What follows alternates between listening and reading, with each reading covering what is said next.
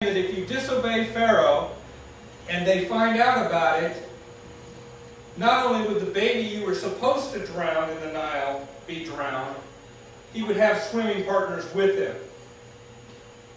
But Moses' parents, being people of faith, took a risk. And most often, that's what faith really is. It's taking action and taking a risk. Faith is not just a noun. It doesn't just name a person, place, or thing. Faith is a verb. It requires action. Moses' parents showed that action. And faith, when we decide to really believe that God is God and act accordingly, almost always requires risk. Defying the king was not usually a good plan. It says that they hid the child for 3 months. I don't know how they did that, because we have people that live behind us. We know every move that their baby makes. Right? When the baby's awake, we know it. When the baby's not hungry, we know it. When the baby is hungry, we know it.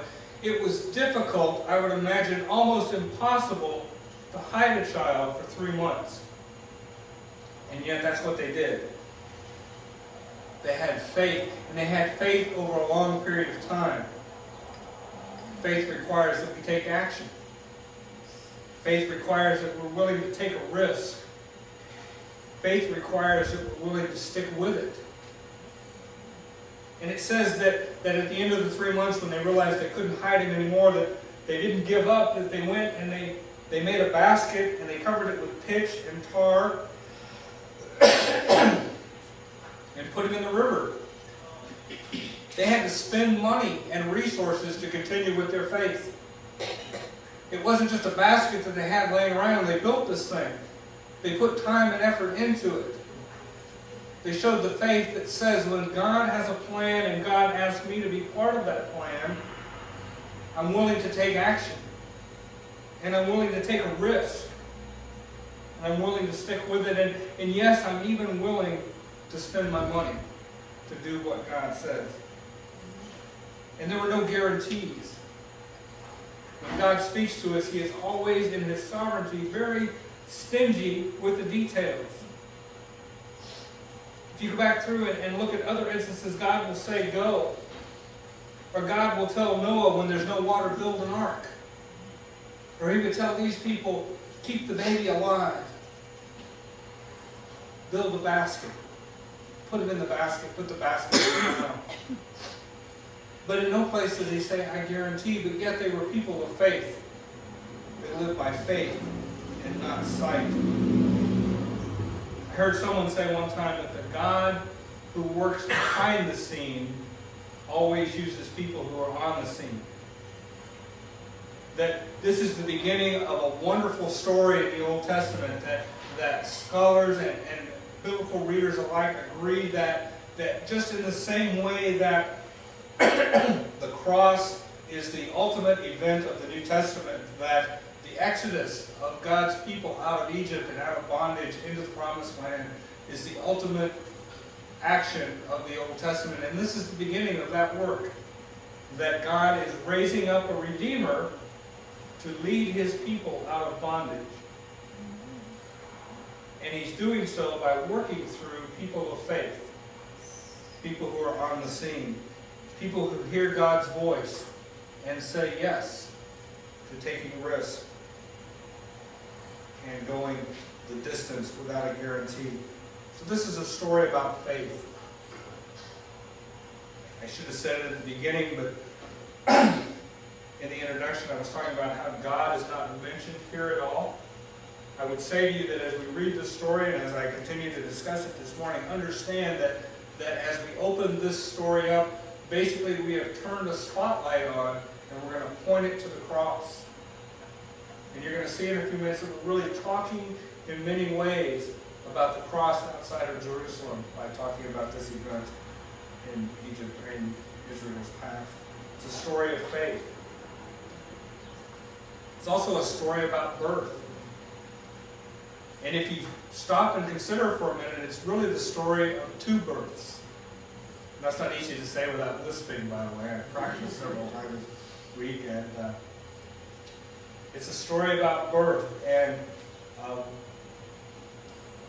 I'm always using Zach for examples. And this really isn't about him, but many of you know that he was born 5 weeks premature. And the reason that, not the reason he was born 5 weeks premature, but when Jennifer went to work that day, 5 weeks before the due date, the nurse at the school looked at her and said to her, "Your water's broke. You have to go to the doctor right now," and sent her to the hospital, and he was born the next morning. Excuse me, this is like Cough Sunday, isn't it? How about 4 or 5 people here? Could we all just cough together at one time? Now, you're a very supportive congregation. I have to say. Birth always involves water. Sure. We are born out of water. We use it as a symbol of the birth that we have when we follow Christ, don't we? The word baptism means immersion.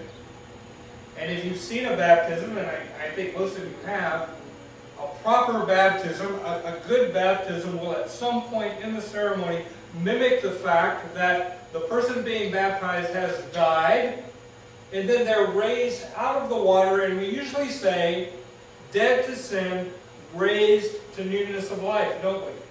That the waters of the baptism, thank you so much, speaking of water, I really do apologize. I think I'm allergic to the planet I live on. That's all I can. A baptism will mimic the act of dying and coming out of that water into a newness of life, doesn't it? When we are born into water. And we understand that Moses was born into his Hebrew family. But when we read verse 10, and it's one of those cases where there's really not a good English translation for the words being used here. I read out of the New American Standard this morning, and I think the NIV is the same way. It says that Pharaoh's daughter says, "I will name you Moses because I drew you out of the water," right? Your translation probably says something close to that. Actually, the Hebrew word being used here for draw out, that we translate draw out, really means born. What she really says in the Hebrew text is, "I'm going to name you Moses because you were born out of this water." You were born out of this water. And I would say to you that God in His sovereignty is telling His people as they read this story that in order to be useful to Him, as Moses will now be and as the story unfolds, in order to be useful to God and open to His purposes, you must be born again. This is a story about birth. This is a story about being reborn. And understand that when Moses was born to his Hebrew parents, he was born a slave, but when he was born again out of the waters of the river Nile, he came to life as a prince and was raised as royalty. And God used him as a redeemer of His people. It's a story of faith, but it's a story about being born again.